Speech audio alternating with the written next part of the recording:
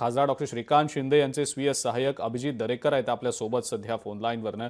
अभिजितजी, आपण गेला होता तिकडे आणि त्या अनुषंगाने आपण त्यांचा संवाद उपमुख्यमंत्र्यांशी घडवून आणला। लोकशाही मराठीच्या माध्यमातून खरं तर या कुलकर्णी कुटुंबाने संवाद साधलेला होता।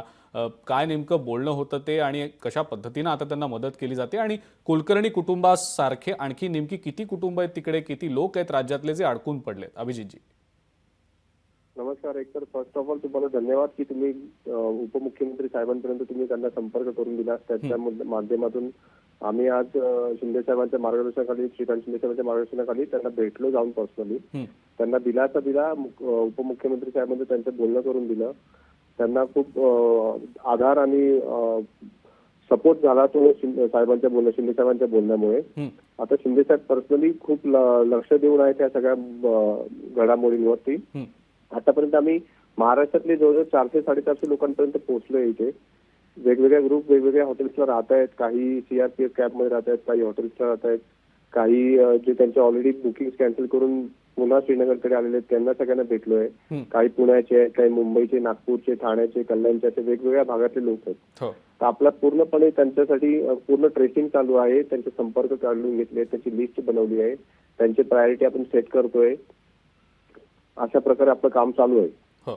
अभिजितजी, आणि गैरसोय त्यांना तिथं काही बाकी पद्धतीनं सहन करावी लागते का? आणि जर असेल तिथे आता तरी तसं काही नाहीये, परंतु आमचं बारीक लक्ष आहे, आमचे सगळे लोक इथे आहेत आणि त्यांना जे हवंय नकोय सगळ्या गोष्टी आमचं लक्ष आहे, त्यांना पुरवण्याचं काम आमचं चालू आहे। अभिजितजी, आणि अत्यंत उत्तम असं काम आपण समन्वय साधण्याचं, त्यांना कोणत्याही प्रकारची गैरसोय न होईल याची पुरेपूर खबरदारी घेण्याचं करतात तुम्ही आणि तुमची टीम करतेय। लोकशाही मराठीची मदत या अनुषंगानं ज्या काही पद्धतीनं आपल्याला लागेल, आपल्या टीमला लागेल, आम्ही सदैव त्यासाठी तत्पर आहोत, हजर आहोत। आणि आम्हाला पण कळवा काही असेल तर। हो, निश्चित निश्चित अभिजितजी। आणि आणखी काय काय अशा गोष्टी आहेत ज्या तिथं आता प्रायोरिटीने करायच्यात, प्राधान्यक्रमाने करायच्यात? आता सर्व पॅनिक लोक झाले, फक्त त्यांना परत येण्याचंच आहे।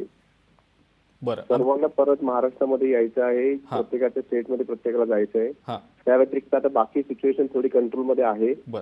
आज सकाळचा जो पार्थिव होते ते सगळं पाठवायचे होते, ते सगळी व्यवस्था पूर्ण झालेली आहे। जे जखमी आहेत त्यांच्यावर पण उपचार चालू आहेत।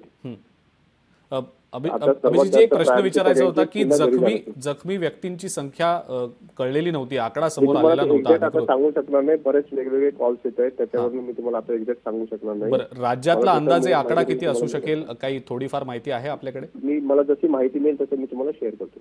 ठीक आहे, ठीक आहे अभिजितजी, खूप खूप धन्यवाद। आपण लोकशाही मराठीशी बोललात आणि प्रतिक्रिया दिलीत त्याबद्दल।